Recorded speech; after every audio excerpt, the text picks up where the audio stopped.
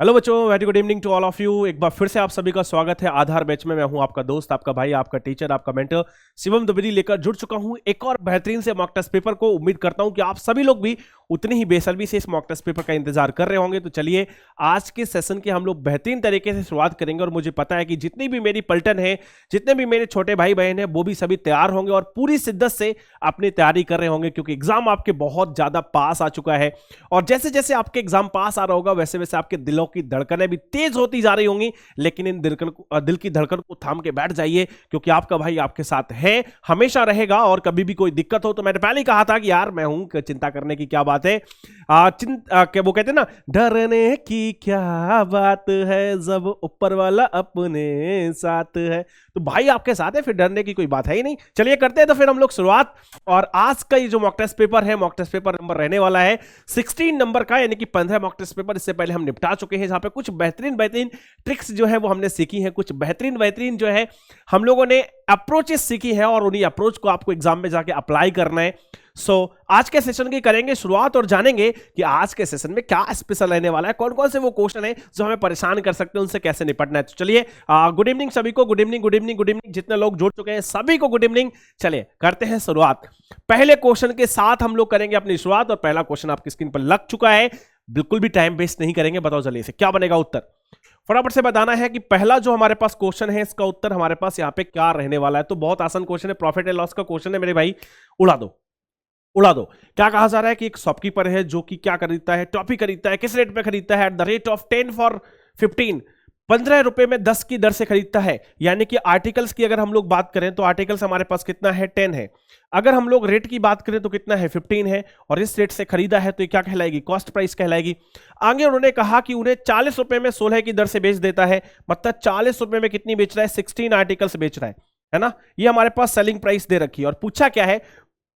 पूछा जा रहा है कि बताइए उसका लाभ प्रतिशत क्या होगा। तो मेरे भाई एक बात ध्यान रखना, कभी भी हमें प्रॉफिट परसेंट या लॉस परसेंट निकालना है, उसके लिए पहली कंडीशन है कि जो नंबर ऑफ आर्टिकल्स हैं वो हमारे पास क्या होना चाहिए? सेम होना चाहिए। जब तक बराबर बराबर आर्टिकल्स की हमारे पास कॉस्ट प्राइस और सेलिंग प्राइस नहीं होगी, तब तक हमें कभी नहीं बता पाएंगे कि जो हमारे पास प्रॉफिट रहने वाला है वो क्या रहने वाला है। तो इससे हम लोग बेटा कैसे निपट सकते हैं? देखो बहुत सिंपल ही समझो, हमें क्या करना है? इनकी आर्टिकल्स को बराबर बराबर करना है। क्या करना है? बराबर बराबर करना है।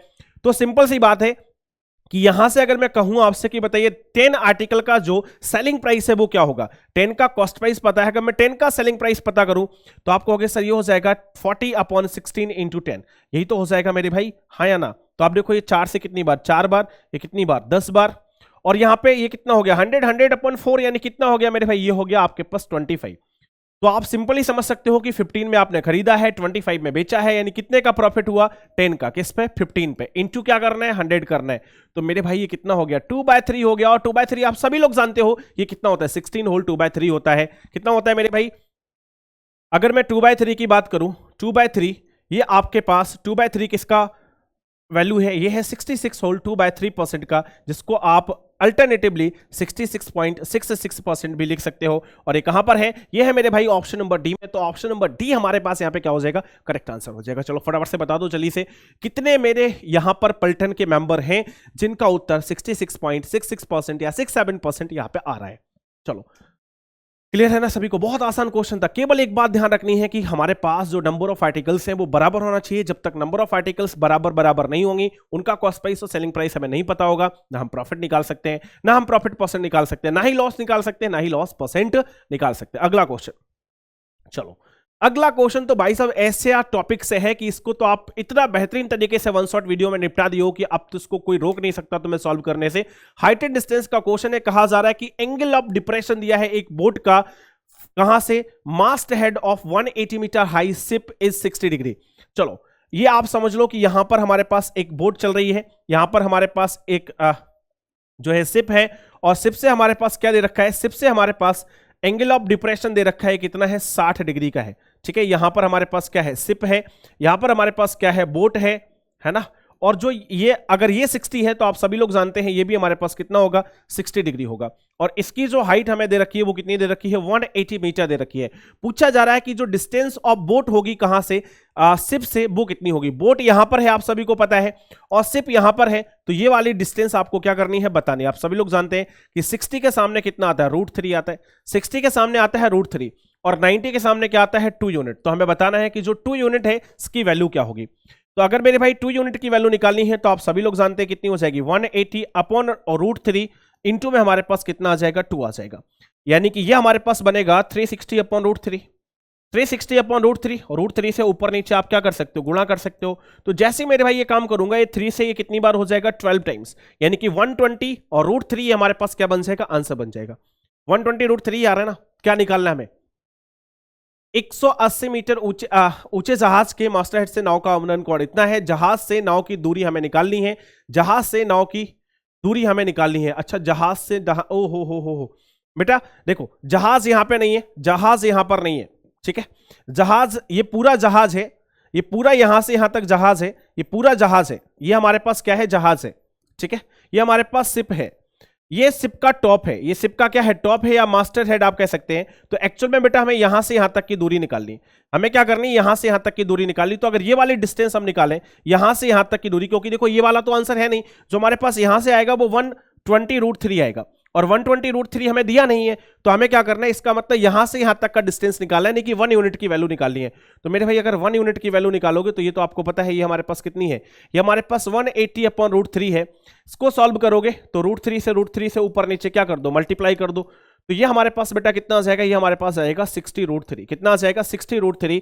तो ये हमारे पास यहाँ पे क्या है, ऑप्शन नंबर बी क्या हो जाएगा, करेक्ट आंसर। या फिर आप ऐसे भी समझ सकते हो कि 2 यूनिट की वैल्यू अगर 120 अंडर √3 है तो 1 यूनिट की कितनी होगी, तो आप कहोगे 60 √3 हो जाएगी। तो ये भी एक तरीका हो सकता है इस क्वेश्चन को सॉल्व करने का, यानी कि बी फॉर बाबू सोना हमारा क्या बन जाएगा, करेक्ट आंसर बन जाएगा। बोलो कितने लोगों का आंसर आ चुका है, जितने लोगों का 60 √3 आ रहा होगा सबका आंसर सही है। फिर से समझ लेना, ये पूरा यहाँ पे क्या है, शिप है, ये शिप का क्या है, टॉप है, और ये शिप का बॉटम है, ठीक है। अगर हमें टॉप से यहां तक की डिस्टेंस निकालनी हो तो 120 √3 आएगी, और अगर मैं बॉटम से इसकी दूरी निकालनी तो वो कितनी आएगी, 60 √3 आएगी। बढ़ जाते हैं अगले प्रश्न पे आगे। अगला प्रश्न हमसे क्या कह रहा है, जल्दी से देखिए अगले प्रश्न को हम देखते हैं। जल्दी से हमसे क्या कह रहे हैं, इन्होंने कहा कि हमें स्मॉलेस्ट नंबर बताना है। क्या कर रहे हैं, स्मॉलेस्ट नंबर बताना है, और ऐसा छोटे से छोटा नंबर बताना है जिसको जब आप 6 से 9 से और 15 से डिवाइड करो तो वो क्या हो, एक परफेक्ट स्क्वायर हो, ठीक है। तो 6 का, 9 का और 15 का, सबसे पहले तो हम इनका क्या निकालेंगे, एलसीएम निकालेंगे। तो अब बताओ ऐसी वैल्यू जिसमें 6 का भी भाग चला जाए, 9 का भी चला जाए और 15 का भी चला जाए, ऐसी वैल्यू कौन सी होगी। तो आपको पता है ऐसी वैल्यू हमारे पास कितनी हो जाएगी, 90 हो जाएगी। क्या आप कहोगे, हाँ ऐसी वैल्यू हमारे पास कितनी हो जाएगी, 90 हो जाएगी। हो जाएगी कि नहीं, आप कहोगे हाँ बिल्कुल हो जाएगी सर। तो एलसीएम हमारे पास आ गया 90, लेकिन आप सभी लोग जानते हैं कि 90 तो हमारे पास किसी का स्क्वायर होता नहीं है। तो आपको बताना है कि 90 में ऐसी हम कौन सी छोटी सी संख्या जोड़ें। इन्होंने कहा ना, find the smallest number which should be added to the smallest number divisible by this this and this. तो 90 इन सभी से डिविजिबल है, 90 में हमें ऐसा नंबर जोड़ना है, ऐसे कुछ जोड़ना है कि जो भी हमारे पास यहां पे संख्या आए वो क्या हो, वो परफेक्ट स्क्वायर हो, यानी कि एक पूर्ण वर्ग संख्या हो। एक क्या हो, पूर्ण वर्ग संख्या हो, यानी कि परफेक्ट स्क्वायर हो। तो आप सभी लोग जानते हैं कि 90 के बाद आने वाली जो संख्या है जो परफेक्ट स्क्वायर होती है वो कौन सी होती है, 100 होती है। कौन सी होती है, 100 होती है। तो आप बताओ अगर हमें 90 को 100 बनाना है तो क्या ऐड करना पड़ेगा। तो आपको पता है 10 ऐड करना पड़ेगा। कितना ऐड करना पड़ेगा, 10। तो 10 हमारा क्या बन जाएगा, करेक्ट आंसर। 10 हमारा क्या बन जाएगा, करेक्ट आंसर। जितने बच्चों का आंसर 10 आ रहा होगा उन सभी का जवाब क्या हो जाएगा, बिल्कुल यहां पे सही हो जाएगा। बिल्कुल क्या हो जाएगा, सही हो जाएगा। चलो अगला क्वेश्चन। अगला क्वेश्चन मेरे भाई यहां पे हम लोग देखते हैं कि ये जो अगला क्वेश्चन है इसका हमारे पास उत्तर क्या बनने वाला है। फटाफट से देखो किसका क्वेश्चन है मेरे भाई, एडवांस का क्वेश्चन है। और एडवांस आपके पास भर के आने वाली, किसका क्वेश्चन है एडवांस में, ज्योमेट्री का क्वेश्चन है। और आप लोगों से वादा किया गया था, उस वादे को निभाने की मैं पूरी कोशिश करूंगा कि जो आने वाला संडे है आपका, इस संडे में आपको एक जियोमेट्री पर 1 शॉट वीडियो में आपको देने वाला हूं जो आपके एग्जाम में बहुत ज्यादा हेल्प करेगा। तो सभी लोग तैयार रहना जियोमेट्री के 1 शॉट वीडियो के लिए, है ना। क्या कहा जा रहा है, यहां पे कहा जा रहा है कि 2 कोसेंट्रिक सर्किल हैं, यानी कि संकेंद्रीय वृत्त हैं। तो ये मैंने एक वृत्त बना लिया, ये मैंने यहां पे क्या कर लिया, दूसरा वृत्त बना लिया। उन्होंने कहा था कि 2 संकेंद्रीय वृत्त है, मतलब इन दोनों का जो केंद्र है, जो सेंटर है, वो क्या है, एक ही है। ओके, एक की जो हमें रेडियस है वो 26 दी है, दूसरी की रेडियस हमें कितनी दी है, 16 दी है, ऐसा उन्होंने बताया, ठीक है। ए बी एक कॉर्ड है लार्जर सर्कल की जो कि टेंजेंट का काम करती है किसके लिए, स्मॉलर सर्कल के लिए।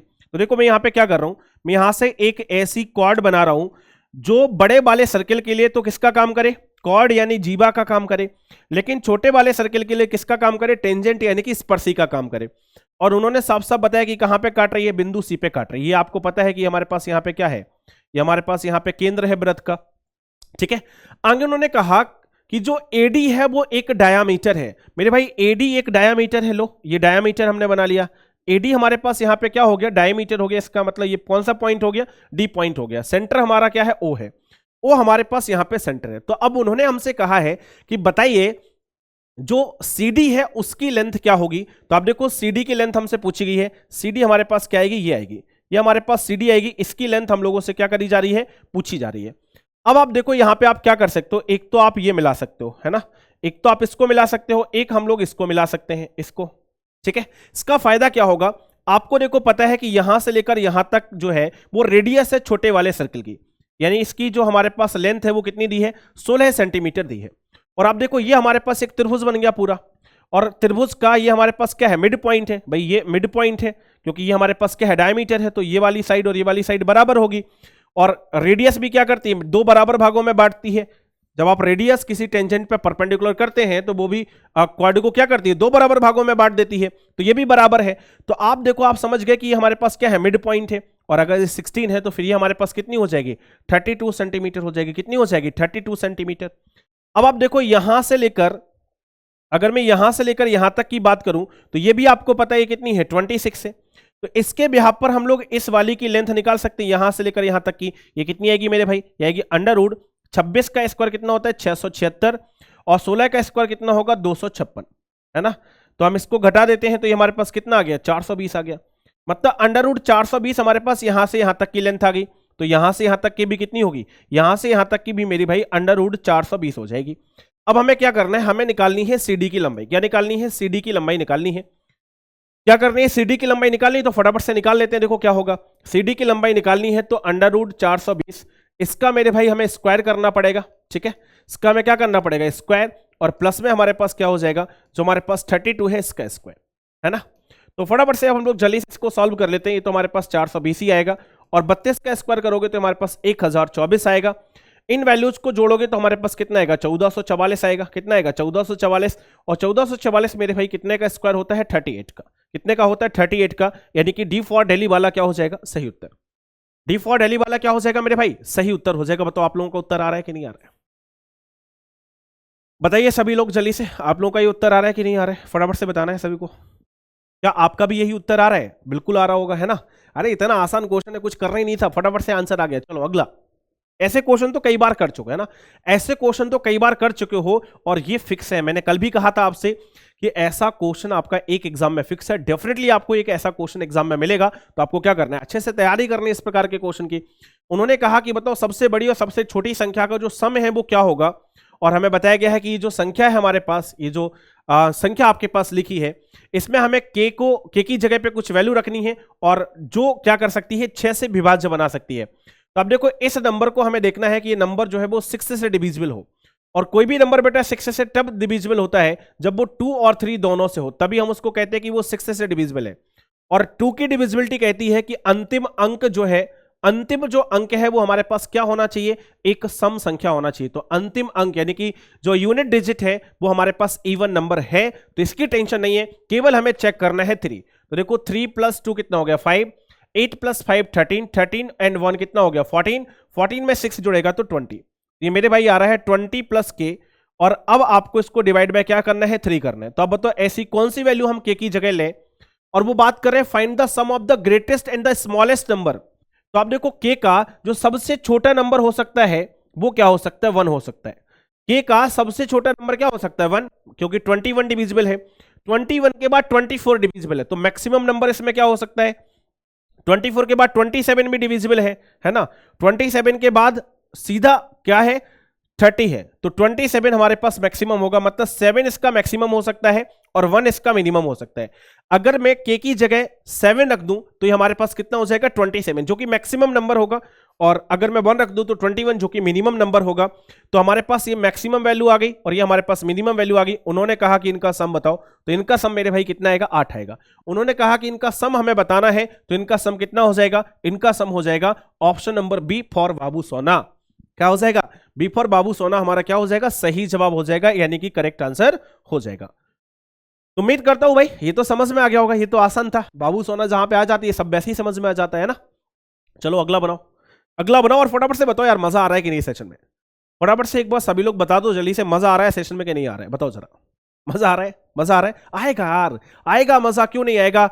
आप कहते हैं ना कि थोड़े इंतजार का मजा लीजिए। ये जो इंतजार आप इतने दिन से कर रहे थे ना, इतने दिन से जो आप इंतजार कर रहे थे कि हम रोज मॉक टेस्ट लगाएंगे और रोज मॉक टेस्ट लगाएंगे तो हमारा एक दिन स्कोर बेहतर हो जाएगा, तो अभी आप देखोगे कि आपसे सारी चीजें बनने लगी होंगी। जहां जहां आप प्रॉब्लम फेस करते होंगे ना, वो आपका बेहतर हो गया होगा अगर आपने एक एक मॉक टेस्ट पेपर अटेंड कर किया है, ये गारंटी है मेरी, है ना।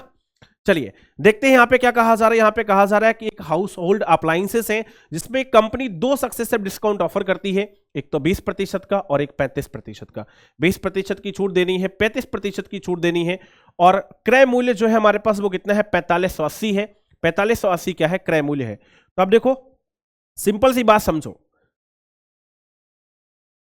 अंतिम विक्रय मूल्य हमें बताना है, अंतिम विक्रय मूल्य हमें क्या करना है बताना है, और जो हमारे पास कॉस्ट है वो हमारे पास इतनी, what is the final sale price of a food processor costing rupees this, ठीक है। और वो क्या कर रहे हैं, जो हमारे पास कंपनी है वो ऑफर कर रही है 2 सक्सेसिव डिस्काउंट, क्या कर रही है 2 सक्सेसिव डिस्काउंट कर रही है ना। What is the final sale price is in rupees to the nearest, okay got it. तो सिंपली गाइस आप कह सकते हैं कि 4580 उसका प्राइस है, 4580 उसका क्या है प्राइस है। पहला डिस्काउंट आपको देना है 20% का, 20% के डिस्काउंट का मतलब 5 पे 1 का डिस्काउंट मिलेगा, यानी कि 4/5 हमारे पास वैल्यू बचेगी। दूसरा डिस्काउंट है मेरे भाई 35 का, 35 का मतलब कितना हो जाएगा 7/20, मतलब 20 पे 7 का डिस्काउंट अगर आप देंगे तो कितना बचेगा 13/20 बचेगा, कितना बचेगा 13/20। बस मेरे भाई इसको आपको क्या करना है कैलकुलेट करना है, इसको क्या करना है कैलकुलेट करना है, सारी चीजें आपके लिए क्या हो जाएंगी आसान हो जाएंगी, है ना। तो सबसे पहले हम लोग क्या कर लेते हैं, सबसे पहले हम 5 से इसको निपटा लेते हैं, ठीक है। 5 से इसको निपटाएंगे तो 5 9 कितना हो जाएगा 45, और 5 बन कितना हो जाएगा 5, और 5 6 कितना हो जाएगा 36। अगर मेरे भाई इसको हम 2 से निपटाएं तो ये कितनी बार हो जाएगा 10 बार, और 2 से इसको निपटाओगे तो कितनी बार हो जाएगा, या 4 से इसको निपटा दो, 4 से इसको कितनी बार 5 बार, तो हमारे पास 5 बचा। 13 का इसमें गुणा कर लो तो 13 का 6 में करोगे 78 आएगा, हासिल होगी 7, 13 का 1 में करोगे 13, 7 जुड़ेगा 20, हासिल आएगी 2 यानी कि कैरी होगी 2। 13 का 9 में करोगे तो 117 होगा, 117 में 2 जुड़ेगा तो कितना हो जाएगा 119। इसको हमें मेरे भाई डिवाइड करना है कितने से 5 से, इसको हमें डिवाइड करना है 5 से। तो जब इसको आप 5 से डिवाइड करोगे तो देखो कितना आएगा 5 दूना 10 बचेगा 1, 5 2 10 19 हो जाएगा, 5 3 15, 5 3 हमारे पास कितना हो जाएगा 15, 4 बचेगा तो 40 हो जाएगा, 5 8 कितना हो जाएगा 40, और 5 बन हमारे पास कितना है 5, 5 6 कितना है 30। तो 2381.6, 2381.6 यानी कि लगभग में हमारे पास कितना आएगा 2382, यानी कि सी फॉर चाय वाला क्या है हमारा करेक्ट आंसर है। सी फॉर चाय वाला हमारे पास यहाँ पे क्या है करेक्ट आंसर है, तो बिल्कुल ही हमारा उत्तर बन जाएगा। आसान क्वेश्चन था, कुछ करना नहीं था, सिंपली आपको कैलकुलेशन करनी थी, और जितने बच्चों की कैलकुलेशन अच्छी है फटाफट से इसको क्या कर सकते हैं कर सकते हैं। चलिए मेरे भाई तो जल्दी से अब हम लोग क्या करेंगे इस क्वेश्चन को करेंगे। देखिए इस क्वेश्चन को देख के तो दिल खुश हो गया होगा, ये तो सर गुरुजी ने अभी बताया था, लेकिन मेरे भाई जब इसको करोगे ना तो गलती होने की संभावना है, यहाँ पे करोगे तो गलती होने की संभावना है। और क्या संभावना है, क्या पॉसिबिलिटी है, कहां पे आप गलत कर सकते हो, सबसे पहले हम लोग उसकी बात कर लेते हैं, ठीक है। देखो मेरे भाई यहां पर स्क्वायर दिया है और नेगेटिव का दिया है, अगर हमारे पास ये वैल्यू नेगेटिव की नहीं होती, अगर हमारे पास ये वैल्यू केवल पॉजिटिव की होती तब तो आपको कोई समस्या नहीं थी, है ना। अगर ये वैल्यू पॉजिटिव की होती तब तो आप तुरंत उत्तर निकाल लेते अगर ये वैल्यू पॉजिटिव में दी होती, लेकिन मेरे भाई नेगेटिव में दी है। नेगेटिव में दी है तो थोड़ा सा फोकस करना है। इस वैल्यू को आप कैसे लिख सकते हो, इस वैल्यू को आप लिख सकते हो 5x का होल स्क्वायर, और माइनस में लिख सकते हो यहाँ पे 1/4x इसका होल स्क्वायर, लिख सकते हैं कि नहीं, आप कहोगे हाँ। इसको जब मेरे भाई ओपन करोगे तो ये हमारे पास कितनी आएगी, ये हमारे पास आएगी 5x प्लस 1/4x, और दूसरे ब्रैकेट में हमारे पास क्या आएगा, दूसरे ब्रैकेट में हमारे पास आएगा 5x माइनस 1/4x, तो ये वैल्यू हमारे पास आएगी। अब आप देखो यहां पर हमारे पास समस्या क्या है, इसकी वैल्यू तो हमारे पास दी है लेकिन इसकी वैल्यू हमारे पास नहीं दी है, तो इसको हमें क्या करना है, निकालना है। तो मैंने आपको सिखाया था कि अगर हमारे पास कोई x माइनस 1/x करके इस तरीके से अगर हमारे पास कोई नेगेटिव वैल्यू दी है और उसका हमें पॉजिटिव वैल्यू निकालना है, ठीक है, क्या करना है, उसका अगर हमें पॉजिटिव वैल्यू निकालना है तो इसका तरीका मैंने मेरे भाई आपको सिखाया था कि किस तरीके से आप निकाल सकते हो। तो इसका तरीका क्या था, आपको अंडर रूट करना है, आपको क्या करना है, अंडर रूट करना है, ठीक है, और जो भी वैल्यू हमारे पास यहां पे दी है उसका क्या करना है, स्क्वायर करना है, ठीक है। इससे हमें क्या करना है, माइनस वाला है तो प्लस करना है, माइनस वाला है तो क्या करना है, प्लस करना है 4 इंटू में मेरे भाई हमारे पास क्या आएगा, 5 आएगा, और इंटू में हमारे पास क्या आएगा, 1/4 आएगा, ठीक है। तो जब आप इसको सॉल्व करोगे तो ये हमारे पास वैल्यू कितनी हो जाएगी, ये वैल्यू हमारे पास हो जाएगी √41। कितनी हो जाएगी, √41। बस अब आप क्या करोगे, इस पॉजिटिव की जगह लिख दोगे आप √41, और ये जो हमारे पास नेगेटिव है इसकी वैल्यू ऑलरेडी दे रखी है, और वो कितनी दे रखी है, 6 दे रखी है। तो ओवरऑल मेरे भाई आंसर कितना हो जाएगा, ओवरऑल हमारे पास आंसर हो जाएगा 6√41। कितना हो जाएगा, 6√41, यानी कि जो ऑप्शन नंबर ए है ये हमारा क्या बन जाएगा, correct answer. Option number A क्या बन जाएगा, करेक्ट आंसर। तो मेरे भाई ये थोड़ा सा डिफरेंट क्वेश्चन था, ये क्या था मेरे भाई, थोड़ा सा डिफरेंट क्वेश्चन था, और उम्मीद करता हूं कि आपको समझ में आ गया होगा। एक बार फटाफट से सभी लोग बता दो यार, एक बार फटाफट से सभी लोग बता दो, क्या आप लोगों को समझ में आ गया, ये डायरेक्ट अप्रोच थी, क्या सभी को समझ में आ गया, बताओ जल्दी से, क्या आप सभी को समझ में आ गया, हलवा क्वेश्चन था, हलवा क्वेश्चन था, है ना। चलो बढ़ जाते हैं अगले क्वेश्चन पे, आगे अगले क्वेश्चन पे मेरे भाई आगे बढ़ जाते हैं, और फटाफट से अब बताना है आपको कि जो अगला क्वेश्चन है इसका उत्तर क्या रहने वाला है ना। अगला क्वेश्चन कहां से है, एडवांस से। अगला क्वेश्चन कहां से मेरे भाई, एडवांस से। और एडवांस हमेशा एडवांस होती है, स्पेशल होती है, तो करते हैं यहाँ पे क्या कहा जा रहा है, इन्होंने कहा जा रहा है कि एक त्रिभुज है हमारे पास ABC, उसमें जो BAC हमारे पास कोण है उसका समद्विभाजक हमें लेना है, जो कि BC पर पॉइंट D पर इस प्रकार से मिलेगा कि ये चीजें हमारे पास हो जाएंगी। तो पहले हम लोग क्या करते हैं, ABC एक ट्राइंगल बना लेते हैं। ये हमारे पास ABC एक ट्राइंगल है। अब हमें क्या करना है, BAC का एक समद्विभाजक बनाना है। ये बना लिया मेरे भाई। समद्विभाजक का मतलब ये हुआ, जो कोण BAC है उसका हमें डबल पार्ट करना है, बराबर बराबर, ठीक है। और इस पॉइंट का नाम उन्होंने क्या दे रखा है, D दे रखा है। इस पॉइंट का नाम D दे रखा है। अब उन्होंने बताया कि जो AB है उसकी लेंथ कितनी है, 10 है। AC जो है वो उसकी लेंथ कितनी है, 15 है। और BD की लेंथ उन्होंने कितनी दे रखी है, 6 दे रखी है। और पूछा कि बताइए जो हमारे पास ये BC है इसकी लेंथ क्या होगी, मतलब ये पूरी वाली लंबाई उन्होंने हमसे पूछी है। तो बहुत आसान है, मैं ऐसा कई बार बता चुका हूं कि अगर ऐसा क्वेश्चन कभी भी आएगा तो जो इन दोनों के बीच रेशो होगा वही इन दोनों के बीच भी रेशो होगा। यही बताया था मैंने आपको कि अगर हमारे पास ये दिया है तो आप कहोगे कि जो AB और AC है इसका जो रेशो है मेरे भाई वो बराबर होगा कितने के, BD और DC के रेशो के बराबर होगा। तो अब आपको पता है कि AB और AC का रेशो कितना आएगा, 10:15, यानी कि 2:3 आएगा, BD और DC, ठीक है। इसको आप सॉल्व करोगे तो मेरे भाई BD और DC का जो रेशो है इसको डायरेक्ट निकाल सकते हो आप। ये कितना हो जाएगा, 2:3। कितना हो जाएगा, 2:3। अब आप देखो BD की लंबाई आपको दी है, मतलब 2 यूनिट की लंबाई आपको दी है, और 2 यूनिट की लंबाई कितनी है, 6 है। 3 गुना है तो इसका आप 3 टाइम्स कर लीजिए, वो कितना आ जाएगा, 9 आ जाएगा, है ना। इसका मतलब ये जो वैल्यू है हमारे पास कितनी आ गई, 9 आ गई, लेकिन हमें तो पूरी निकालनी है। तो 9 + 6 ओवरऑल कितनी हो जाएगी, 15 हो जाएगी। 9 + 6 ओवरऑल कितनी हो जाएगी, 15 हो जाएगी। यानी कि ऑप्शन नंबर सी क्या बन जाएगा, आंसर बन जाएगा। ऑप्शन नंबर सी मेरे भाई क्या बन जाएगा, आंसर बन जाएगा। तो जितने लोगों का ये उत्तर आ रहा है सभी का जवाब क्या हो जाएगा, सही। अगला क्वेश्चन, अगला क्वेश्चन करना है, बताओ चलिए से अगले प्रश्न का उत्तर क्या बनेगा। Well done guys, well done, बहुत बढ़िया। जितने लोग अच्छा कर रहे हैं, बहुत बढ़िया, शानदार, है ना। चलो फटाफट से बताना है अब आपको उत्तर क्या बनेगा। देखिए आज मैं आपके कमेंट्स नहीं ले रहा हूं, है ना, आज आपके कमेंट नहीं ले रहा हूं, क्योंकि मेरा टारगेट है कि फटाफट से हम लोगों को क्या करना है, क्वेश्चंस को कंप्लीट करना है। फिर मेरा एक काम लगा हुआ है, उस काम को करने में मुझे जाना है, ठीक है। चलो तो यहाँ पे क्या कहा जा रहा है, A एंड B जो है एक साथ काम करते हैं, 8 दिन और 12 दिन में कर लेते हैं, ठीक है। तो A के बारे में बताया गया कि A किसी काम को 8 दिनों में कर सकता है। B के बारे में बताया गया B 12 दिनों में कर सकता है। आप सभी लोग जानते हैं कि LCM 24 होगा, एफिशिएंसी इसकी 3 और इसकी कितनी आएगी, 2 आएगी, है ना। आगे उन्होंने कहा कि वो एक साथ काम करना स्टार्ट करते हैं, मतलब A और B एक साथ काम करेंगे। लेकिन हुआ क्या, A ने काम को लेफ्ट कर दिया जस्ट 2 दिन कंप्लीट, मतलब जब A लेफ्ट करेगा तो B काम करेगा, और काम समाप्त होने से 2 दिन पहले लेफ्ट किया है, मतलब उन 2 दिनों में किसने काम किया होगा, तो आप कहोगे सब B ने किया होगा। तो B 2 दिन में कितना निपटा देगा, 4 निपटा देगा। टोटल काम कितने थे, 24, मतलब बाकी जो 20 वर्क है वो इन दोनों ने निपटाया होगा। इन दोनों की कैपेसिटी कितनी है, 5 है। हमें बताना है टाइम, तो यहां से जब आप टाइम निकालोगे तो यहां से कितना आ जाएगा, 4 आ जाएगा। मतलब A और B ने साथ साथ कितने दिनों तक काम किया है, 4 दिन तक काम किया। B ने अकेले कितने दिन काम किया, 2 दिन तक। पूछा क्या उन्होंने, उन्हें पूछा है कि बताओ काम कितने दिनों में पूरा हुआ, पूछा है कि काम कितने दिनों में पूरा हुआ, तो आपको बताया कि 4 दिन पहले चला, 2 दिन बाद में चला, मतलब कुल कितने दिन चला, कुल चला 6 दिन, कुल कितने दिन चला 6 दिन। तो ऑप्शन नंबर ए क्या बन जाएगा करेक्ट आंसर। बताओ कंफर्म है सभी को? आसान था? हाँ आसान ही है यार, ये तो आसान ही है मेरे भाई, इसको कहां कॉम्प्लिकेटेड कहोगे आप, ये तो आसान है। चलो अगला बनाओ, अगला बनाओ। अगला क्वेश्चन है बेटा पार्टनरशिप का, है ना, अगला क्वेश्चन है मेरे भाई पार्टनरशिप का, और फटाफट से करना है इसको और बताना है कि इसका उत्तर जो है हमारे पास क्या रहने वाला है। उन्होंने कहा कि एक पर्सन ए है जो इन्वेस्ट करता है 65,000 रुपए, यानी कि ए 65,000 रुपए लगाकर 65,000 रुपीज लगाकर एक बिजनेस को स्टार्ट करता है। कुछ मंथ के बाद बी भी आ जाते हैं और बी कितना रुपए लगा लेते हैं 50,000 रुपीज, यानी कि 50,000 रुपए जो है वो इन्वेस्ट कर देते हैं। इन्होंने कहा कि 3 months after the joining of B, C joined the two with an investment of 55,000।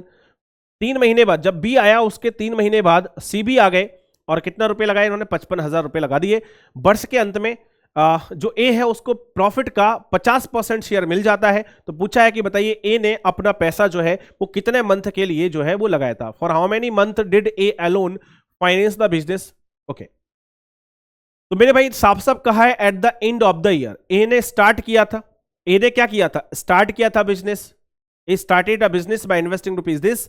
After a few month B join him, तो we don't know after how many month, तो we will say the amount of A will be invested for 12 month. The time for B is not given, the time for B is not given, we don't know after how much time B came to join the work. Okay, so we can say what, we can say this will be equal to 3 times. Just imagine for t B invested the money for t times, but you know after 3 months C joined the business, so that means if that time investment for B is t, so time investment for C will be t minus 3. Is it clear to everyone? So your answer will be yes. So on the behalf of this all terms guys, we can say what, we can say the ratio of the profit we can get from here. Okay, the ratio of the profit we can get from here, and on the behalf of this what is the thing, what is more thing which we have to know. This is clearly mentioned 50% of the profit got by A. That means if we will talk about total profit, we don't know how what is the total profit. So 50% of total profit, that means 1/2 of total profit. This is the amount of A. 1/2 of the total profit is the amount of A. Is it clear?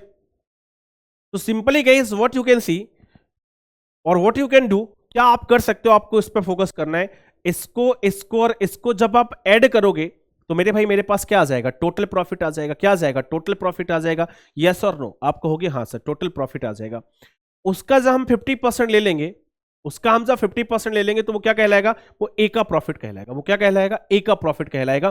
तो उसी से हमें क्या करना है, उसी से हमें कैलकुलेशन करनी है। ठीक है, उसी से हमें क्या करना है, कैलकुलेशन करनी है। तो पहले तो आप देखो ये जो 3 0 है, 3 0 है, 3 0, इसको हम क्या कर लेते हैं, निपटा लेते हैं। 5 से कितनी बार हो जाएगा, 13 बार। ये कितनी बार हो जाएगा, 10 बार। और ये कितनी बार हो जाएगा, 11 बार, है ना। तो ये हमारे पास कितना हो गया, ये हमारे पास 13 का 12 में गुणा होगा तो मेरे भाई 156 आएगा। तो ये 156 हो गया। ये हमारे पास 10t हो गया।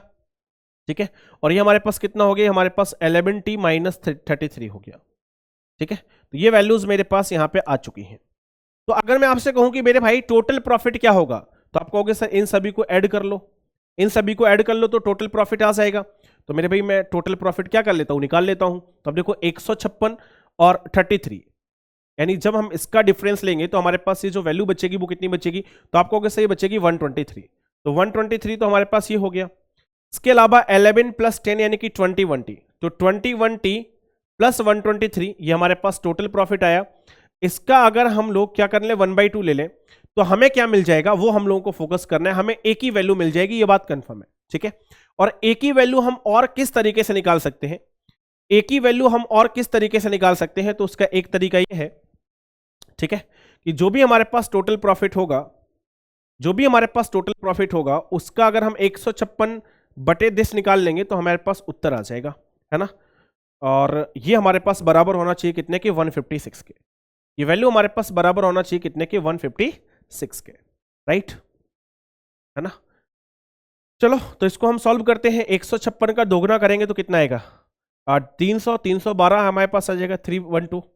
और ये हमारे पास कितना है बेटा, ये हमारे पास 21t है, ये हमारे पास कितना है 21t है। और इससे हमें माइनस करना है कितना 123, से माइनस करना है कितना 123। तो ये हमारे पास कितना होगा 9 3 12 हासिल 1 होगी। ये हमारे पास कितना हो जाएगा 3 और 8 3 11 कैरी बिकम्स 1 से 2 हो जाएगा। और ये हमारे पास 189। इससे अगर हम इसको कैंसिल आउट करेंगे तो टी की वैल्यू हमारे पास कितनी आ जाएगी, टी की वैल्यू हमारे पास आ जाएगी 9।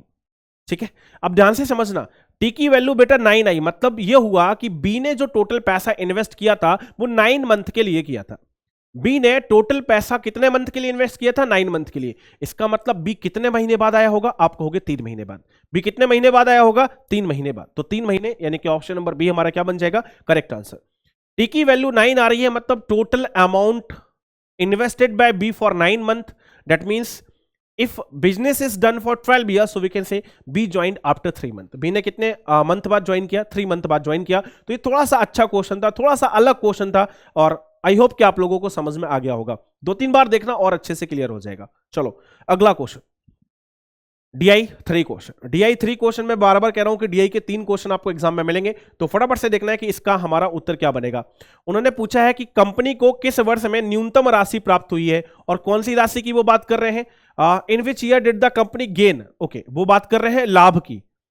कंपनी को किस वर्ष में लाभ की न्यूनतम राशि प्राप्त हुई, यहां पे मैं लाभ की और जोड़ रहा हूं, लाभ की न्यूनतम राशि प्राप्त हुई है। ठीक है, तो बेटा लाभ कैसे निकालोगे, देखो आपको रिसिप्ट दिया, एक्सपेंडिचर दिया, उन्होंने साफ साफ कहा कि रिसिप्ट से एक्सपेंडिचर घटा दो, क्या आ जाएगा, गेन आ जाएगा। तो इससे आप इसको घटाओगे तो कितना हो जाएगा, 3 हो जाएगा। इससे इसको घटाओगे कितना हो जाएगा, 4 हो जाएगा। इससे इसको घटाओगे कितना हो जाएगा, 5 हो जाएगा। इससे इसको घटाओगे कितना हो जाएगा, 2। इससे इसको घटाओगे कितना हो जाएगा, 6। तो उन्होंने कहा कि बताओ मिनिमम राशि कहां पे प्राप्त हुई, तो मिनिमम वैल्यू है 2, और कहां पे हो रही है 2019 में। कहां पे प्राप्त हो रही है, 2019 में। अब देखिए सबसे कम जो डिफरेंस है वो 2019 में कितना आ रहा है, 2 आ रहा है, तो वही हमारा क्या है, उत्तर है। तो बहुत आसान क्वेश्चन था, केवल आपको समझना था और बस खत्म। अगला प्रश्न, ये भी क्वेश्चन बढ़िया है, गलती होने की संभावना इसमें डेफिनेटली रहती है, क्यों रहती है वो मैं बताऊंगा अभी आपको। उन्होंने कहा कि 3 पॉजिटिव नंबर्स है हमारे पास, ये है ना, ये 3 पॉजिटिव नंबर्स हैं और उनका हमें स्क्वायर का सम दिया हुआ है कितना, 2349। ठीक है, गलती यहां पे क्या होती है मैं वो भी आपको बता रहा हूं, तो गलती मत करना। कई सारे बच्चे ऐसे कर देते हैं, 2 का स्क्वायर प्लस 3 का स्क्वायर प्लस 4 का स्क्वायर, है ना, और ये बराबर में हो जाएगा उनका कितने, 2349 के। अब ध्यान से समझना, ये कितना हो गया 16, 16 में जब 9 जोड़ेंगे तो कितना आ जाएगा 25, 25 में जब 4 जोड़ेंगे तो कितना 29। तो आप कहोगे सर 29 बराबर हो गया कितने के, 2349 के। तो यहां से आप 1 यूनिट की वैल्यू निकालोगे तो कितना आ जाएगी 2349 अपॉन 29, है ना, यही आएगी। आप 29 से क्या करोगे, डिवाइड करोगे। तो 29 से अगर हम 7 बार भाग करेंगे, है ना, 29 से 7 बार भाग करेंगे तो कितना आएगा 203 आएगा, और 8 बार करेंगे तो 232 आएगा, 8 बार करेंगे तो 232 आएगा, बचेगा 2, एक बार और चला जाएगा, मतलब 81 बार भाग चला जाएगा। कितनी बार चला जाएगा, 81 बार। तो अब आप कहोगे कि सर 1 यूनिट की वैल्यू हमारे पास कितनी है, 81 है, और उन्होंने पूछा क्या, उन्होंने कहा पहली 2 संख्याओं का औसत ज्ञात कीजिए। तो पहली 2 संख्या कितनी है, 3 + 2 5। आप कहोगे सब 5 डिवाइडेड बाय 2 यानी कि 2.5 हो गया, और 2.5 में आप मल्टीप्लाई कर दोगे 81 से। तो मेरे भाई जो आंसर आएगा ध्यान रखना वो सही नहीं होगा। क्यों नहीं होगा उसको मैं समझता हूं बेसिक से। अगर मैं इसी क्वेश्चन को ऐसे करूं कि पहला नंबर हमारे पास 2x² है, दूसरा नंबर हमारे पास 3x² है, और नेक्स्ट नंबर हमारे पास कितना है 4x² है, इसकी वैल्यू हमारे पास 2349 है। तो आप कहोगे ओवरऑल वैल्यू कितनी आएगी, ओवरऑल वैल्यू आएगी हमारे पास 29x² बराबर में होगा 2349 के, यानी कि x² हमारे पास बराबर आएगा 81 के। तो मेरे भाई x बराबर कितने के आएगा, 9 के। x बराबर कितने के आएगा, 9 के। अब आप देखो जब ये पहला और दूसरा नंबर हम लोग ऐड करेंगे तो हमारे पास 5x आएगा, और 5x का मतलब क्या हो जाएगा, 5x का मतलब हो जाएगा 5 × 9 यानी कि 45। कितना हो जाएगा 45। अब हमें क्या करना है, इनका एवरेज निकालना है, तो इसको डिवाइड बाय 2 करोगे तो कितना आएगा 22.5 आएगा। कितना आएगा 22.5, यानी कि ऑप्शन नंबर डी हमारा क्या होगा, सही जवाब। तो समझ गए ना, ये जो 1 यूनिट की वैल्यू है एक्चुअल में ये 1 का स्क्वायर आता है। तो अगर आप ये याद रख पाओ कि एक्चुअल में ये हमारे पास क्या है 1 का स्क्वायर है 1 यूनिट की वैल्यू, तो आप कहोगे कि हमारे पास 1 कितना आ जाएगा, 9 के बराबर आ जाएगा। अदरवाइज आपको इसको करना है, क्योंकि देखो नंबर ऑफ स्टेप दोनों में क्या है, सेम है। तो यहां से करोगे गलती नहीं होगी, यहां से करोगे तो क्या हो जाएगा, गलत हो जाएगा। अदरवाइज आपको बाद में ध्यान रखना पड़ेगा। तो जो भी आपको बेस्ट लगता है उसको आपको क्या करना है, फॉलो करना है। जो भी बेस्ट लगता है उसको क्या करना है, फॉलो करना है। अगला ये तो बड़ा आसान है। उन्होंने कहा कि एक त्रिभुजाकार मैदान है, लो भैया ये रहा त्रिभुजाकार मैदान, ठीक है। इसमें उन्होंने बताया है कि 360 हमारे पास एक वैल्यू है, एक वैल्यू हमारे पास 480 है और एक वैल्यू हमारे पास क्या है 600 मीटर है। इसका क्षेत्रफल जो है वो एक वर्गाकार मैदान के बराबर है। उन्होंने कहा कि इसका एरिया ले लो चाहे एक स्क्वायर फील्ड का एरिया ले लो, यानी एक वर्गाकार मैदान का, दोनों का एरिया क्या है बराबर है। तो पूछा है कि बताइए जो वर्ग है उसकी जो भुजा है वो क्या होगी, है ना। तो सबसे पहले हमें क्या करना पड़ेगा भाई, इसका एरिया निकालना पड़ेगा। अब जिनको भी थोड़ा बहुत ज्ञान है, जिनको भी थोड़ी बातें पता है, वो सभी लोग जानते हैं मेरे भाई कि 36 और जो हमारे पास 48 है और जो 600 है, अगर आप इसको देखोगे तो ये हमारे पास ट्रिपलेट बनेंगे। क्या बनेंगे? ट्रिपलेट बनेंगे मेरे भाई। और अगर ये ट्रिपलेट बनेंगे तो आपको पता है कि ये पाइथागोरस थ्योरम में आ जाएंगे। तो इस ट्राइंगल को आप इसकी जगह कैसे बना सकते हो? ऐसे बना सकते हो, ठीक है। इसको आप ऐसे बना सकते हो कि ये हमारे पास 360 हो गया, ये हमारे पास 480 हो गया, ये हमारे पास कितना हो गया 600 हो गया। तो इसका एरिया निकालना बड़ा आसान है। कितना होता है 1/2। बेस कितना है हमारे पास 480 और हाइट हमारे पास कितनी है, तो आप कहोगे 360, ठीक है। तो इससे इसको काट लो, कितनी बार हो जाएगा 240 बार। तो ये हमारे पास वैल्यू हो गई, है ना। यानी कि इसका हमारे पास एरिया कितना हो जाएगा, तो आप कहोगे सही हो जाएगा 240 और गुणा में हमारे पास हो जाएगा कितना 360। ये हमारे पास एरिया हो गया, यानी कि ये वैल्यू हो गई हमारे पास किसकी, ए स्क्वायर की। ये हमारे पास वैल्यू हो गई ए स्क्वायर की कितनी, ये। तो इसको हम ऐसे भी लिख सकते हैं क्या, 24 × 36 और गुणा में हमारे पास कितना आ जाएगा 0, 0 का मतलब 100 आ जाएगा, लिख सकते हैं। तो अब देखो 100 का स्क्वायर आप बड़े आसानी से निकाल सकते हो, 36 का स्क्वायर भी बड़े आसानी से निकाल सकते हो। फिर 24 को हम क्या लिखेंगे, 24 को हम लोग लिख सकते हैं 6 × 4। क्या लिख सकते हैं 6 × 4 लिख सकते हैं कि नहीं, आप कहोगे हाँ। तो अब आप देखो बड़े आसानी से अगर हम यहां से एक ही वैल्यू निकालें तो एक ही वैल्यू क्या आ जाएगी, तो आप कहोगे ये हमारे पास बाहर आ गया मतलब 2, ये बाहर आ गया मतलब 6, ये बाहर आ गया मतलब 10 और रूट में हमारे पास कितना बचेगा 6 बचेगा। तो यहां से सॉल्व कर लो, 60 का दोगुना कितना 120, मतलब 120 और √6, ये हमारा क्या बन जाएगा, उत्तर बन जाएगा। कहां पे है, ऑप्शन नंबर ए में, मतलब ऑप्शन नंबर ए हमारा क्या हो जाएगा 100% correct answer. Option number A क्या हो जाएगा मेरे भाई 100% करेक्ट आंसर हो जाएगा। चलो अगला और आसान है, फटाफट से देखते हैं। उन्होंने कहा कि एक व्यक्ति का जो वेतन है उसमें 50% की पहले हमें कमी करना है, बाद में 50% बढ़ा देना, नहीं पहले 50% डिक्रीज करेंगे देन 50% इंक्रीज करेंगे। ओवरऑल चेंज पूछा है तो सक्सेसिव का केस है -50 + 50, माइनस प्लस है तो कितना आएगा बेटा भाई माइनस आएगा, 50 × 50 अपॉन में कितना आ जाएगा 100 आ जाएगा। तो इसकी और इसकी सेवा तो समाप्त हुई, माइनस इसको जब कैलकुलेट करेंगे तो कितना हो जाएगा 2500 अपॉन 100 और इसका मतलब क्या हुआ, इसका मतलब हुआ माइनस का 25, यानी कि 25% वैल्यू क्या हो जाएगी डिक्रीज हो जाएगी। क्या हो जाएगी डिक्रीज हो जाएगी, डिक्रीज होगी 25%, मतलब 25% की कमी आ जाएगी। 25% की कमी कहां पे दी है, ऑप्शन नंबर डी में। तो ऑप्शन नंबर डी ही हमारा क्या है सही उत्तर है। आसान क्वेश्चन था, आसान क्वेश्चन था मेरे भाई, है ना। आप कहोगे हाँ। चलो अगले क्वेश्चन पे आगे बढ़ते हैं, अगले क्वेश्चन पे आगे बढ़ते हैं। फिर से भाई साहब ज्योमेट्री का तीसरा क्वेश्चन है ये, जियोमेट्री का तीसरा क्वेश्चन है। मैंने कहा था ज्योमेट्री के आपके अच्छे खासे क्वेश्चन आएंगे, 2 क्वेश्चन मेंसुरेशन से, 3 क्वेश्चन ज्योमेट्री से, 2 से 3 क्वेश्चन आपके ट्रिग्नोमेट्री से, है ना, और 2 क्वेश्चन अलजेब्रा से। ये आपके फिक्स है, इसके अलावा किसी और से भी आ सकता है, ठीक है। नंबर सिस्टम हो सकता है, वो कुछ भी हो सकता है। तो यहां पे क्या कहा, यहां पे कहा कि एक हमारे पास त्रिभुज एबीसी है, ली भैया ये रहा त्रिभुज हमारे पास क्या एबीसी, ये रहा हमारे पास त्रिभुज एबीसी।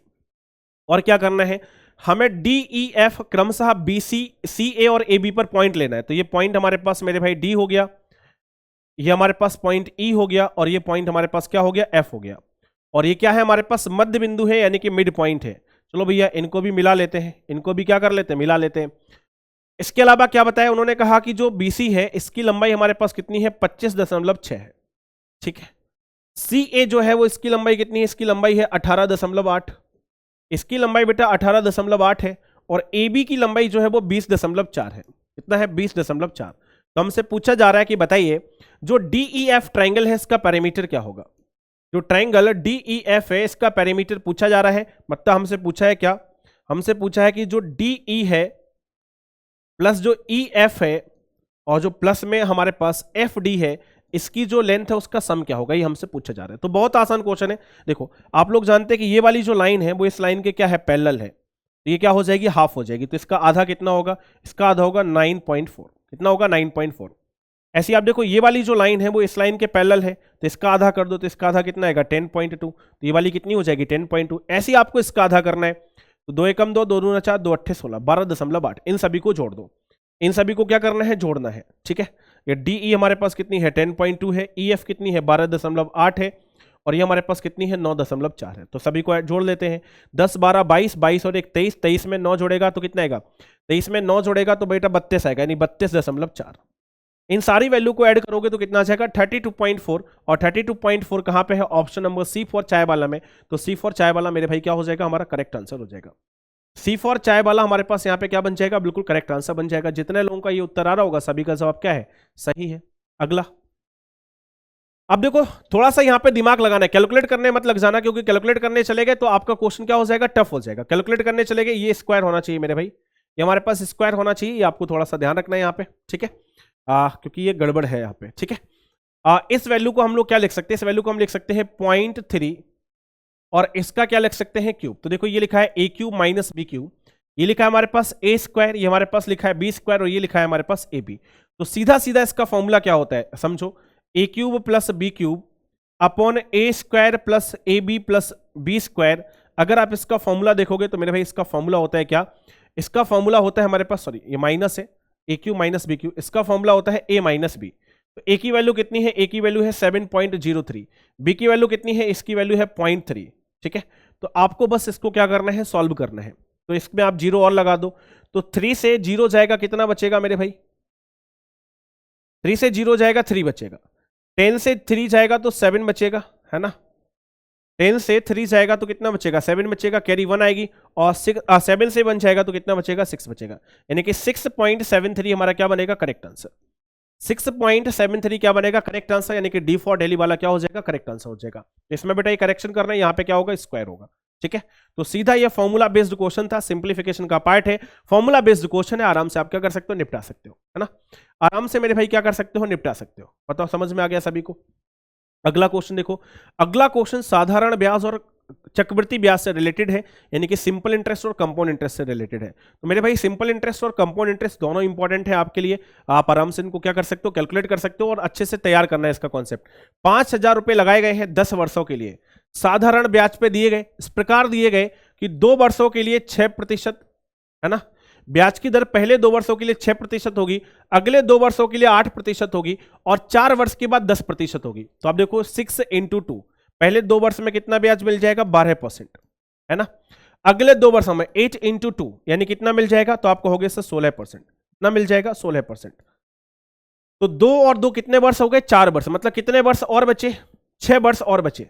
तो 10% के रेट से कितने वर्ष का ब्याज मिलेगा, 6 वर्ष का मिलेगा। तो ये कितना आएगा, ये आएगा मेरे भाई 60%, कितना आएगा 60%। तो 60 16 12 28 हो गया, मतलब ओवरऑल 88% ब्याज हो गया। कितना हो गया, 88% ब्याज हो गया। तो उन्होंने यही पूछा कि 10 वर्ष के अंत में वो कितना ब्याज प्राप्त करेगा। We have to find out the interest after 10 year. तो what is the principal, principal is 5000, principal is 5000 and we have to calculate 88% of this value. Okay, so simply guys what we can calculate, we can calculate simple interest, that means साधारण ब्याज. Okay, तो निपटाते भाई इसको, ये तो निपट गया है ना, और 50 से गुणा करना है तो 100 से कर दो, 100 से करोगे तो 8800 आएगा, उसका हाफ कर दो, कितना आएगा 4400 आएगा, कितना आएगा 4400 आएगा, यानी कि 4400 4400 ये हमारे पास क्या है, करेक्ट आंसर है। 4400 यानी कि ऑप्शन नंबर बी क्या हो जाएगा, हमारा करेक्ट आंसर हो जाएगा। ऑप्शन नंबर बी क्या हो जाएगा, करेक्ट आंसर। ये तो बहुत आसान है, इसको तो फटाफट से निपटा दो, ये तो कर चुके, अभी रिसेंटली शायद कल भी आया था ऐसा क्वेश्चन।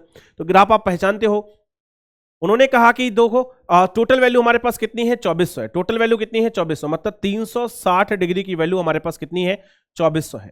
ठीक है, तो यहां से मेरे भाई 1 डिग्री की वैल्यू निकालेंगे तो 2400 और बटे में कितना आएगा, 360 आएगा, है ना। इससे इसको तो निपटा दिया, 12 दूना 24, 12 तिया 36, यानी कि 1 डिग्री की वैल्यू आएगी हमारे पास 20/3, है ना।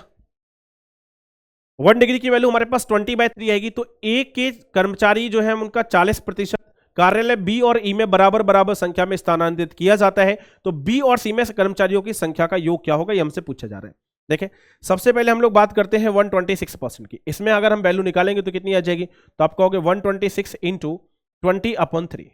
तो 3 से निपटाओ, 3 4 जा 3 2 जा, और ये कितना हो जाएगा, 42 का डबल होता है 84, यानी कि 840।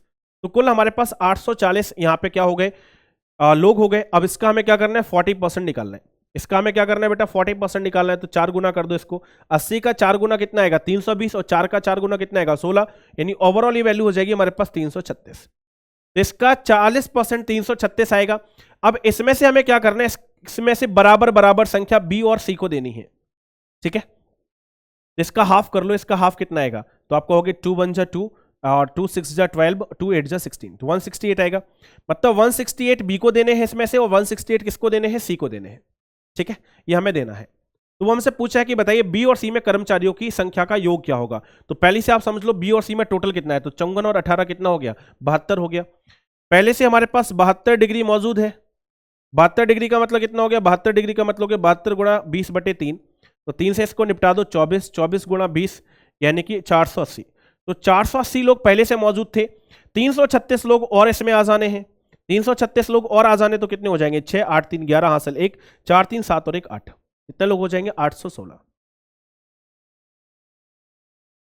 कार्यालय ए के 40% कर्मचारियों को कार्यालय बी और ई में बराबर बराबर संख्या में स्थानांतरित किया जाता है। तो बी और सी में कर्मचारियों की संख्या का योग क्या होगा, यही तो पूछा है।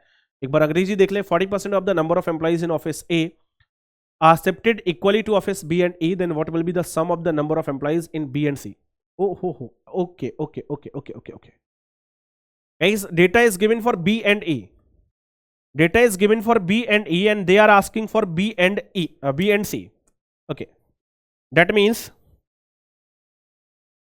you have to focus on what? That means you have to focus on only one thing. Only we have to add 168 into this value. Only 168 will be added into this value. So this will be 8.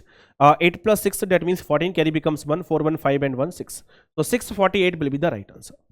Guys, 648 will be the right answer. Why?